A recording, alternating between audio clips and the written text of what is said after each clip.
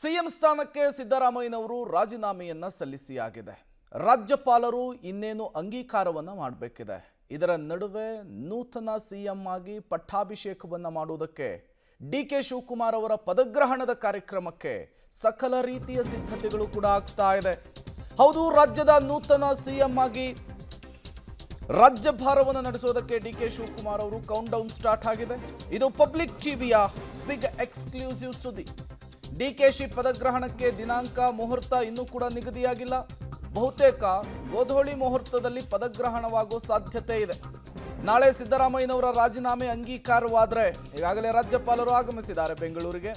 ಶನಿವಾರ ಸಂಜೆ ಬಹುತೇಕ ಶಾಸಕಾಂಗ ಪಕ್ಷದ ಸಭೆ ನಡೆಯುವಂತಹ ಸಾಧ್ಯತೆ ಇದೆ.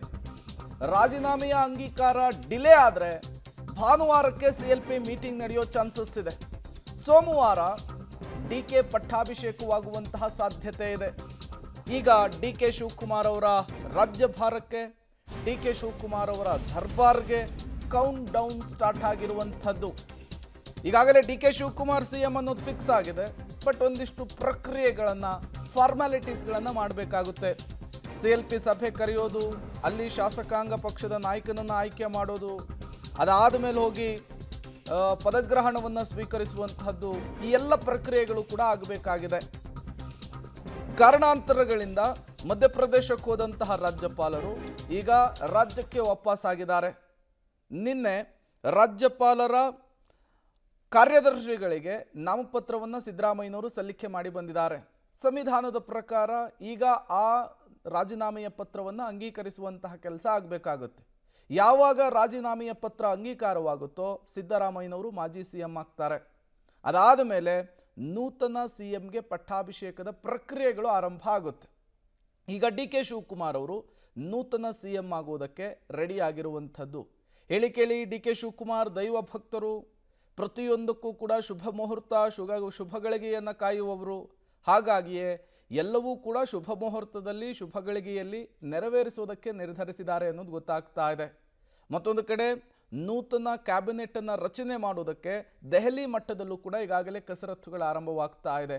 ಬಹುತೇಕ ಹೊಸ ಮುಖಗಳಿಗೆ, ಬಹುತೇಕ ಹೊಸಬರಿಗೆ ಕ್ಯಾಬಿನೆಟ್ನಲ್ಲಿ ಅವಕಾಶವನ್ನು ಕಲ್ಪಿಸಿಕೊಡಲಾಗುತ್ತೆ ಈ ಬಾರಿ ಅನ್ನೋದು ಕೂಡ ಗೊತ್ತಾಗ್ತಾ ಇದೆ. ಮತ್ತೊಂದು ಕಡೆ ಅಜ್ಜಯ್ಯನನ್ನು ಹೆಚ್ಚಾಗಿ ನಂಬುವಂತಹ ಡಿಕೆ ಶಿವಕುಮಾರ್ ಅವರು ಮುಹೂರ್ತವನ್ನು ಕೂಡ, ಪದಗ್ರಹಣದ ಮುಹೂರ್ತಕ್ಕೂ ಕೂಡ ಅಜ್ಜಯ್ಯನವರು ಹೇಳಿದಂತಹ ಸಮಯ ಮತ್ತು ದಿನಾಂಕವನ್ನು ಫಿಕ್ಸ್ ಮಾಡುವ ಸಾಧ್ಯತೆ ಇದೆ. ಡೀಟೇಲ್ಸನ್ನು ಕೊಡೋದಕ್ಕೆ ಮಾರುತಿ ನೇರ ಸಂಪರ್ಕದಲ್ಲಿ ಜಾಯಿನ್ ಆಗಿದ್ದಾರೆ. ಮಾರುತಿ, ಸಿಎಂ ಸಿದ್ದರಾಮಯ್ಯನವರು ರಾಜೀನಾಮೆಯನ್ನು ಸಲ್ಲಿಸಿದ್ದಾಯಿತು, ಈಗ ಹಂಗಾಮಿ ಸಿಎಂ. ಬಟ್ ಈಗ ಡಿಕೆ ಶಿವಕುಮಾರ್ ಅವರ ಪದಗ್ರಹಣಕ್ಕೆ ಯಾವ ರೀತಿಯ ಸಿದ್ಧತೆಗಳಾಗ್ತಾ ಇದೆ, ಏನೆಲ್ಲ ಪ್ರಕ್ರಿಯೆಗಳು ನಡೀತಾ ಇದೆ ಮಾರುತಿ? ಖಂಡಿತ ಪ್ರೇಮ್, ಬಹಳ ನಿರೀಕ್ಷೆಯಲ್ಲಿದ್ದಂತಹ ಒಂದು ಹಂತ ತಲುಪಿರುವಂಥದ್ದು. ಸಿದ್ದರಾಮಯ್ಯ ಅವರು ರಾಜೀನಾಮೆ ಸಲ್ಲಿಕೆ ಆಗುತ್ತೆ. ಸಲ್ಲಿಕೆ ಆದ ಬಳಿಕ ಹೊಸ ನೂತನ ಮುಖ್ಯಮಂತ್ರಿಯಾಗಿ ಡಿ ಕೆ ಶಿವಕುಮಾರ್ ಅವರು ಪದಗ್ರಹಣವನ್ನು ಮಾಡ್ತಾರೆ.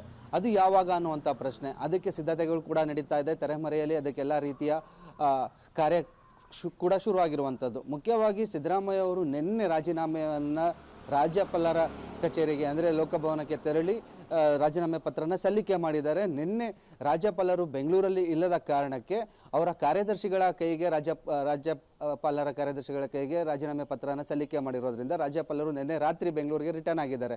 ಈಗ ಅವರು ಅಧಿಕೃತವಾಗಿ ಅದನ್ನು ಅಂಗೀಕಾರ ಆಗಿದೆ ಅಂತ ನಂತರದಲ್ಲಿ ಸಿದ್ದರಾಮಯ್ಯ ಅವರು, ಸಿಎಂ ಸಿದ್ದರಾಮಯ್ಯ ಅವರು ಮಾಜಿ ಸಿಎಂ ಆಗ್ತಾರೆ. ಆ ನಂತರದಲ್ಲಿ ಈಗ ದೆಹಲಿಗೆ ನಾಯಕರಾಗಿರುವಂತಹ ಸಿದ್ದರಾಮಯ್ಯ ಮತ್ತು ಡಿ ಕೆ ಶಿವಕುಮಾರ್ ಇಬ್ಬರೂ ದೆಹಲಿಗೆ ತೆರಳಿರೋದ್ರಿಂದ ಇವತ್ತು ರಾತ್ರಿ ಅವರು ವಾಪಸ್ ಬೆಂಗಳೂರಿಗೆ ರಿಟರ್ನ್ ಆಗ್ತಾರೆ.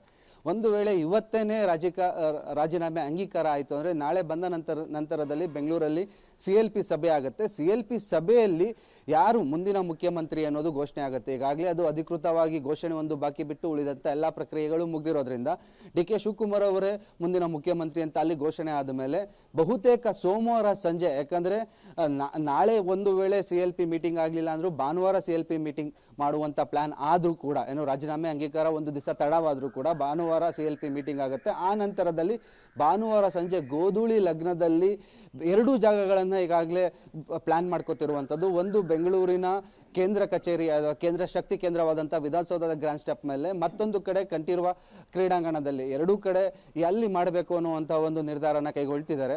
ಒಟ್ಟಿನಲ್ಲಿ ಸಂಜೆ ವೇಳೆಗೆ, ಅಂದರೆ ಈಗಾಗಲೇ ಡಿ ಕೆ ಶಿವಕುಮಾರ್ ಎಲ್ರಿಗೂ ಗೊತ್ತಿದೆ, ಮಹಾನ್ ದೈವ ಭಕ್ತರು ಮತ್ತು ಅಜ್ಜಯ್ಯನ ಮಠಕ್ಕೆ ಭೇಟಿ ಕೊಟ್ಟು ಯಾವಾಗ ನಾನು ಪದಗ್ರಹಣ ಪಟ್ಟಾಭಿಷೇಕನ ಪಡೆದ್ರೆ ಒಳ್ಳೇದಾಗತ್ತೆ ಅನ್ನೋಂಥ ಎಲ್ಲ ಮಾಹಿತಿಗಳನ್ನ ಕೇಳ್ಕೊ ಬಂದಿರೋದ್ರಿಂದ ಸಂಜೆ ವೇಳೆಗೆ ಗೋಧೂಳಿ ಲಗ್ನದಲ್ಲಿ ಬಹುತೇಕ ಸಂಜೆ ಸೋಮವಾರ ಸಂಜೆ ಪಟ್ಟಾಭಿಷೇಕದ ತಯಾರಿಗಳಾಗತ್ತೆ, ಪದಗ್ರಹಣ ಆಗುವಂತ ಸಾಧ್ಯತೆ ಇರುವಂತದ್ದು.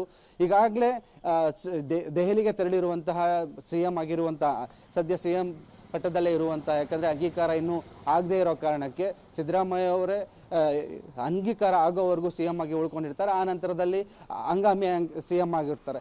ಆ ನಂತರದಲ್ಲಿ ಪ್ರಕ್ರಿಯೆಗಳು ಅಂದ್ರೆ ರಾಜೀನಾಮೆ ಪ್ರಕ್ರಿಯೆ ಓಕೆ ಆದ ನಂತರದಲ್ಲಿ ಸೋಮವಾರ ಸಂಜೆ ಬಹುತೇಕ ನೂತನ ಸಿಎಂ ಆಗಿ ಡಿ ಕೆ ಶಿವಕುಮಾರ್ ಅವರು ಪದಗ್ರಹಣ ಮಾಡುವಂತ ಎಲ್ಲಾ ಸಾಧ್ಯತೆಗಳು ದಟ್ಟವಾಗಿ ಕಾಣ್ತಿರುವಂತದ್ದು ಪ್ರೇಮ್.